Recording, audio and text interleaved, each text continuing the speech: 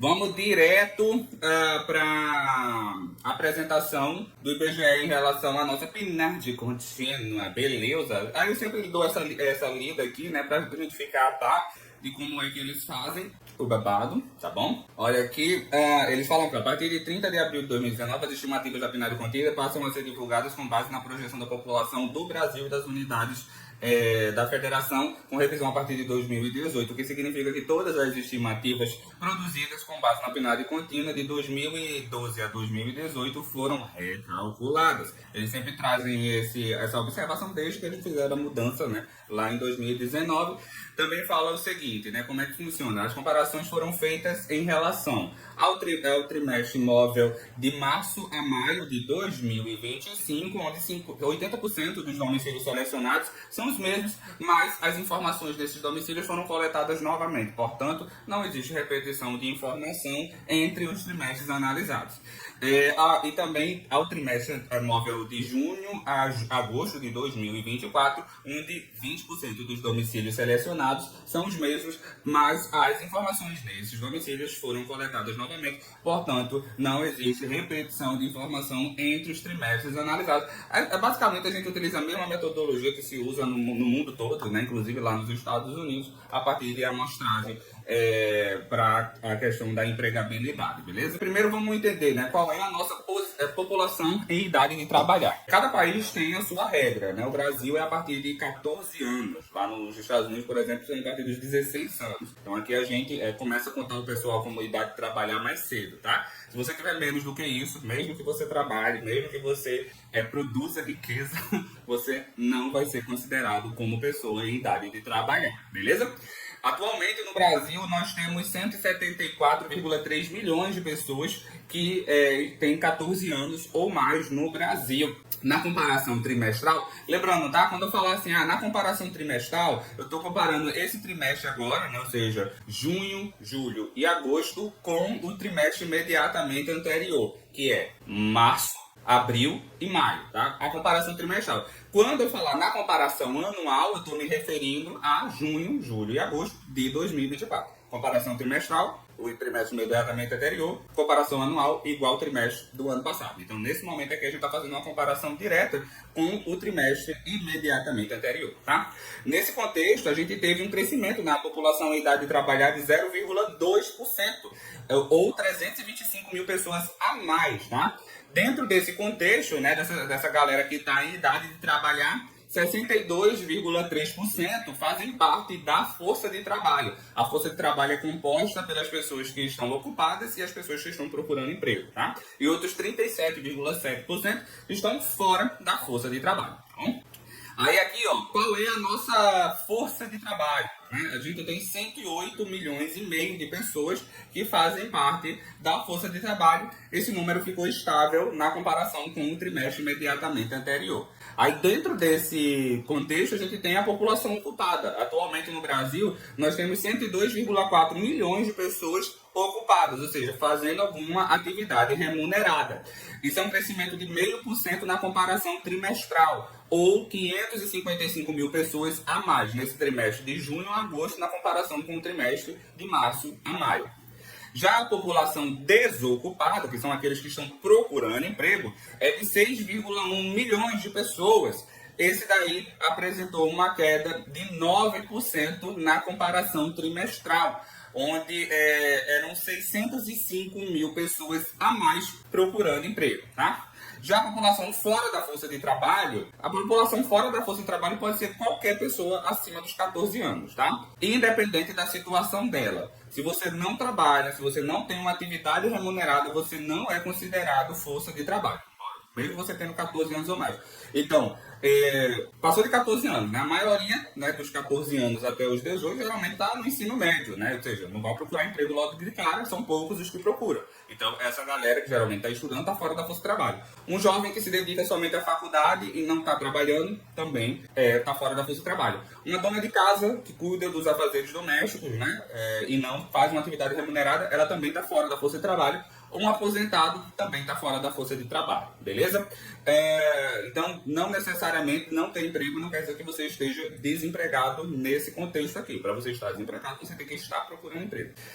E, mais uma vez, né, aquela coisa que tem que sempre se falar aqui, não para os idiotas que vêm aqui tentar desmerecer, mas para as pessoas que talvez não saibam. Não existe esse negócio de receber Bolsa Família, você é considerado automaticamente desempregado, você vai ser considerado da mesma forma que qualquer uma outra pessoa. Se você estiver trabalhando e ainda recebe Bolsa Família, você está ocupado. Se você estiver procurando emprego e recebe Bolsa Família, você está desempregado. Se você recebe Bolsa Família e não está fazendo nenhum dos dois, você está fora da força de trabalho. É assim que funciona. Do mesmo jeito que acontece com o aposentado, do mesmo jeito que a pessoa que está recebendo seguro-desemprego, mas não está procurando emprego, essa pessoa ela também não está dentro da força de trabalho. É assim que funciona desde sempre, beleza? Na variação anual, olha aqui, né? Mais uma vez, a população em idade de trabalhar é de 174,3 milhões de pessoas. Isso tem um crescimento de 1,3 milhões a mais, né, do que no ano passado, ou 0,8%. De pessoas que entraram na idade de trabalhar. Dentro desse contexto, né, a nossa força de trabalho, que é composta por 108 milhões e meio de pessoas, ela também teve um incremento. 815 mil pessoas entraram na força de trabalho na comparação anual. Já o número de pessoas ocupadas, esse cresceu 1,8% na comparação anual, ou 1 milhão e 900 mil pessoas a mais. Então, se eu for olhar a taxa de desemprego do mesmo trimestre do ano passado, a gente vai ter 1 milhão e 900 mil pessoas a menos trabalhando, né? Na época, no caso, seria quantos aqui, meu Deus? 100 milhões e 500 mil pessoas. Que atualmente são 102 milhões e 400 mil pessoas. Já o número de pessoas desocupadas, esse caiu 14,6%. Se você voltar lá, né, há um ano atrás, eram 7,1 milhões de pessoas procurando emprego, atualmente 6,1 milhões de pessoas procurando emprego, beleza? Já o número de pessoas fora da força de trabalho, 65,8 milhões, esse teve um crescimento de 0,8% na comparação anual, ou 501 mil pessoas a mais dentro desse contexto. Aí, na comparação à taxa de desemprego, né, choca um total de 0 pessoas, de 5,6%, repete o mesmo número, né, do trimestre encerrado em julho, e até fica chato falar isso, né, mas nunca antes na história desse país, esse país teve uma taxa de desemprego tão pequena. Eles trazem aqui a comparação para esse mesmo trimestre de cada um dos anos, né? Ou seja, trimestre finalizado em agosto. Em 2012 foram 7,3%, em 2013 7,2%, 2014 7%, aí 2015 subiu para 8,8%, 2016 11,9%, 2017 12,7%, 2018 12,2%, 2019 11,9%, 2020 14,8%, né? Foi ali o ano mais pesado, né, da pandemia. 2021 caiu novamente 13,2%, 2022 caiu para 8,8%, 2023 caiu para 7,6%, Isso aqui tá... Peraí, deixa eu ver se tá certo mesmo. 8,8%, era 8,9%. 8,9% 2022, 7,8% 2023, ano passado 6,6% e esse ano 5,6%. Tá passada? Meus amigos, é sobre. Aí fale baixo que eu não tô nem boa hoje. Deixa eu ver aqui, ó, e daí eles trazem aqui pra gente, né? Definição de desocupação, que é para quem não entendeu ainda, tá? Pessoas desocupadas são classificadas como desocupadas na semana de referência as pessoas sem trabalho que geram rendimento para o domicílio nessa semana, que tomaram alguma providência efetiva para consegui-lo no período de referência de 30 dias e que estavam disponíveis para assumi-lo na semana de referência.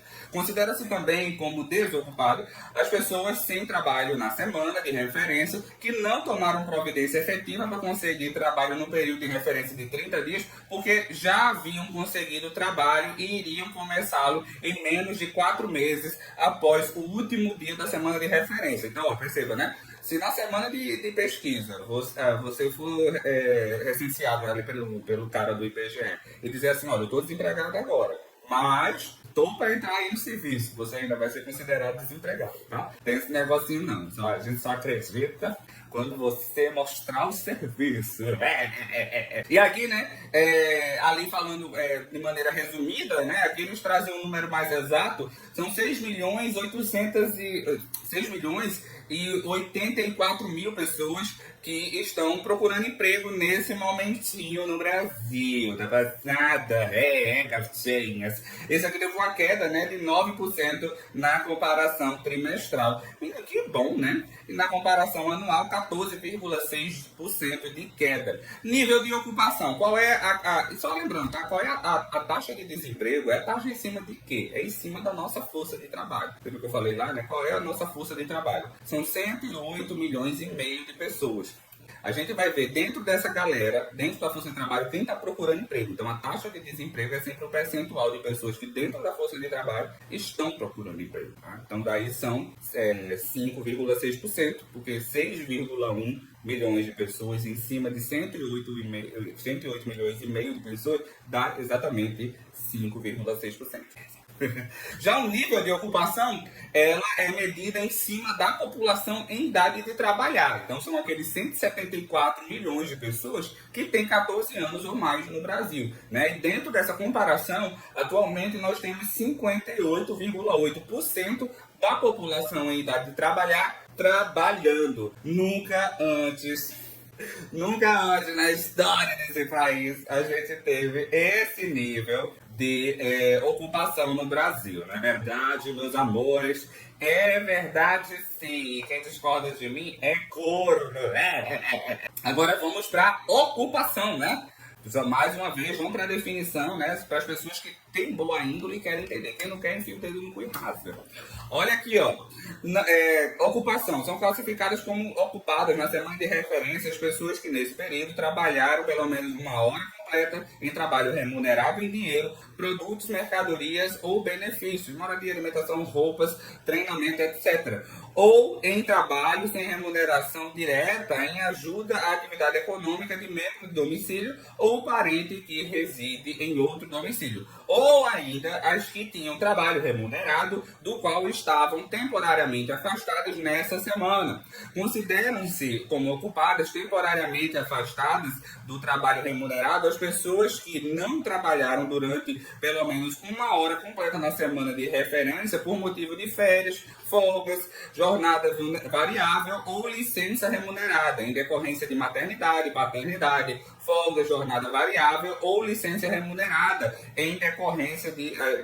eu tô repetindo aqui, né? Eu repeti, cara, meu Deus.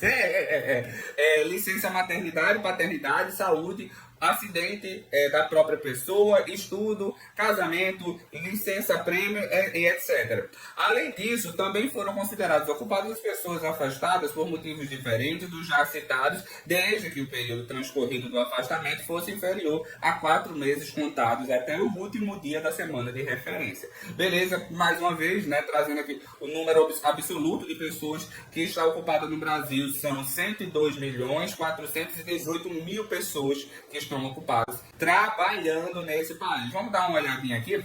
Aí a variação, né? A variação trimestral, 0,5% de alta, e a variação anual é 1,8% de alta. Agora vamos para os grupos de atividade, né? Para a gente ver como é que funcionou. Olha aqui, ó, a indústria, na variação trimestral, ela teve uma queda de 0,3% no número de pessoas ocupadas, certo? Eles falam aqui estabilidade, mas eu vou trazer sempre o número que está aqui bonitinho, tá? Eles consideraram estabilidade ou alta ou baixa, aí é problema deles. Eu vou sempre falar o número. Já na comparação anual, ou seja, né, esse trimestre com o igual trimestre do ano passado, a alta no setor de indústria é de 2,5%, beleza? Já o comércio também teve queda de 0,3% na comparação trimestral. Na comparação anual, o comércio, cadê? 1,1% de alta. Deixa eu botar um pouquinho mais de zoom aqui, porque eu tô ficando velha. Beijo. e não estão enxergando as coisas direito. Já a agricultura, essa teve um crescimento de 4,4% na comparação trimestral e na comparação anual a agricultura teve uma queda de 0,4%. A construção teve uma alta de 2% na comparação trimestral, já na comparação anual a alta é de 1%. Transporte, armazenagem e correios. Esse teve uma queda, gente, de 0,3% na comparação trimestral, na comparação anual, uma alta de 5,5%. Em alojamento e alimentação, uma leve alta de 0,1% na comparação trimestral e na comparação anual não teve movimentação, ficou no 0 a 0. Informação e comunicação, esse teve uma leve queda de 0,1% na comparação trimestral, já na comparação anual é uma alta de 2,3%. Administração, saúde e educação, isso aqui? E educação pública, a variação no trimestre é de 1,7% crescimento e na comparação anual 4,2% de alta. Serviços domésticos, esse teve uma queda de 3% na comparação trimestral e na comparação anual queda de 3,2%. Outros serviços, alta de 0,8% na comparação trimestral, na comparação anual, alta de 1,9%. Deixa eu ver aqui. Aí também eles trazem pra gente o número de pessoas ocupadas com carteira assinada no setor privado, tá? E daí eles excluem nessa contagem aqui os trabalhadores domésticos, beleza? Então aqui são as pessoas que trabalham no setor privado com carteira assinada fora dos trabalhadores domésticos. Atualmente no Brasil são 39.118.000 pessoas que estão nessa condição. Na comparação trimestral houve uma alta de 0,4% e na comparação anual a alta é de 3,3%, beleza?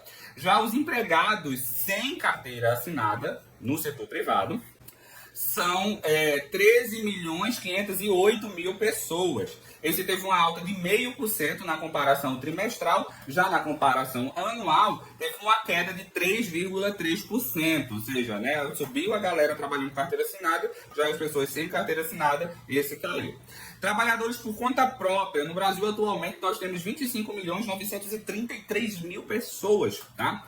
Na comparação, lembrando, tá, gente, só para quem chegou agora, quando eu falo comparação trimestral, eu estou comparando o trimestre de junho, julho e agosto com o trimestre imediatamente anterior, ou seja, março, abril e maio. Comparação anual, eu estou comparando o mesmo trimestre desse ano com o igual trimestre do ano passado, ou seja, junho, julho e julho de 2025 com junho, julho. Eita, eu falei tudo errado, né? Junho, julho e agosto desse ano com junho, julho e agosto de 2024. Então, só lembrando mais uma vez, né? Trabalhadores por conta própria, na comparação trimestral, a alta é de 1,2%, na comparação anual é de 4,3%. Então, basicamente, ó, a nossa população ocupada, excluindo aqui trabalhadores domésticos, empregadores, né, entre outros, a gente somos é ótimo, né? Nós somos 102.418.000 pessoas, sendo que população ocupada informal são 38.878.000 pessoas. Na comparação trimestral houve uma alta de 0,9%, beleza? Deixa eu ver aqui, ó. Olha como é que está distribuído a população ocupada informal no Brasil, tá? Desses 38,9, né, vou arredondar para cima, 38,9 milhões de pessoas, 13 milhões e meio são trabalhadores do setor privado sem carteira assinada, certo? Outros, trabalhadores domésticos sem carteira assinada, tá falando de faxineira, né, essa galera que faz serviço assim, 4 milhões e 200 mil pessoas, esse teve uma queda, né, na comparação trimestral. Já o número de trabalhadores por conta própria sem CNPJ são 19 milhões 110 mil. Já os empregadores no Brasil, né, pessoas que até empregam uma outra pessoa, mas sem CNPJ, são 801.000 pessoas atualmente. E trabalhador auxiliar familiar, é aquela pessoa, né, seu filho você botar ali para trabalhar junto com você, ele é contado, mas atualmente aqui, ó, são 1.259.000 pessoas, beleza? Então é assim que está distribuído os nossos trabalhadores que estão na informalidade, tá?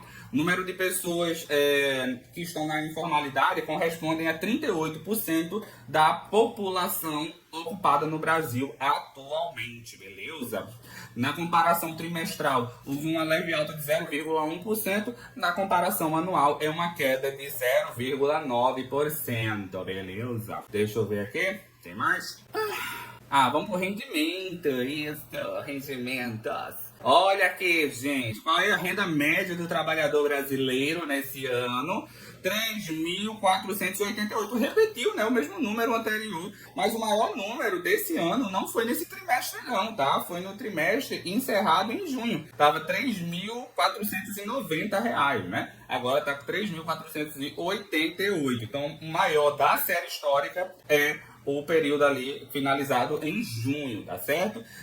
Já em outros períodos aqui da história, nunca antes na história desse país, desse Brasil. Inclusive, né, esses números que aparecem aqui de rendimento médio são números atualizados pela inflação, tá? Então, quando eu pego aqui, ó, que lá em março de 2012, o rendimento médio do Brasil era de R$3.039, isso é valor atualizado, tá? Não é o valor da época, né? Obviamente, porque senão seria um dinheiro bem gostosinho, né? Agora sim, né? Por mais que a gente veja um avanço aqui no rendimento médio do trabalhador, cara, ele tá há 12 anos, né? Orbitando aqui esse valor aqui de R$3.000, né?